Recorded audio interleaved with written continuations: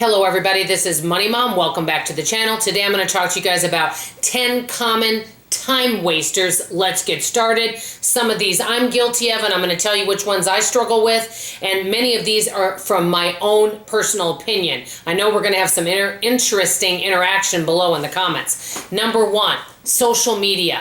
I don't spend a lot of time on social media, so I don't feel I waste time in this area, but some folks are constantly checking all their social media, and that takes up a lot of time to do that. Number two, binge watching television and Netflix. I think television and Netflix are wonderful, but you can really end up watching a lot of time. I read a survey, and this seems hard to believe, that the average person can watch up to 6 hours of television a day. That seems a little excessive. I don't know if any of you kind of suffer with that, but I don't tend to overdo it on that one. Number three, I am sometimes guilty of this next one, multitasking.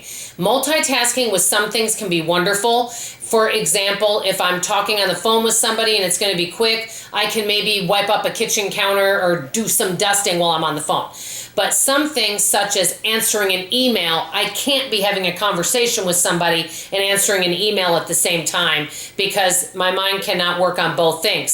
So it ends up taking the task longer because your brain is trying to do several different activities at once. Number four, and boy am I guilty of this one, people pleasing, wanting to please everybody, and if someone seems like they're not in a good mood, taking it personally and trying to figure out how you can make that person happy. People pleasing, number four. Number five, just waiting. And one example of this is, say you have to call customer service, you're on the phone waiting on hold for a long time, and you're just sitting there do. Well, it does seem to take a long time. What I do during those times where I have to wait is I put it on speaker and I go around the house and I clean things. I have, while on the phone waiting, I've cleaned up 2 bathrooms before or helped prepare a meal. So I usually like to do things. Also, if I'm in line at a grocery store and it might be a wait, I might have a book with me and read the book while I'm in line, something of that nature. So waiting can really take time, so I always like to be prepared with something to do while I'm waiting.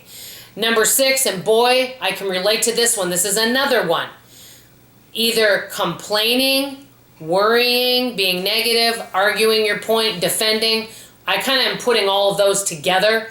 I know, and this is what I've heard before, it's okay to have a pity party, but don't stay for long. Allow yourself a little bit of time to be grumbly, and then you got to move on, because we know staying in that, doing any of those things, it's not going to help us in the long run, and it's going to make us feel worse. Number seven, many phone calls and texting, and I'm not saying that having a phone call or texting isn't positive, but excessive amounts can really take up a lot of time. And you guys know that I've had that situation before where I knew someone that was calling me several times a day. It would interrupt me and it would take a while to get back in the momentum. So that can take quite a bit of time when you are doing a lot of excessive phone calls and texting. Number eight, which brings me to this point, several interruptions. So let's say you're working on something that you kind of need concentration and you have several interruptions. Then you have to try to go back to square one, and so it takes you even longer. So being distracted and interruptions can really, cause some havoc. So to me, one of my advice is, if, say you're at home and you need to work on something and you really cannot be interrupted, let family, friends know, hey, I'm going to be working on something for the next 2 hours. Do you need anything? Because I don't want any interruptions during this time. That would be an example. Number nine, this is a huge one. Looking for items. That's why it's so important to have a home, and that's why I really do believe having less stuff could be helpful to many of us. I know for myself. Number 10, my final one, and I know I could come up with more, not having any kind of plan. Starting your day out not knowing what's ahead of you, and then having to rethink and regroup. Not having any sort of plan can end up taking a lot of time. These are just 10 things that can be time wasters. I know that my people pleasing and my worrying, those are 2 big ones on my list that I can use improvement on.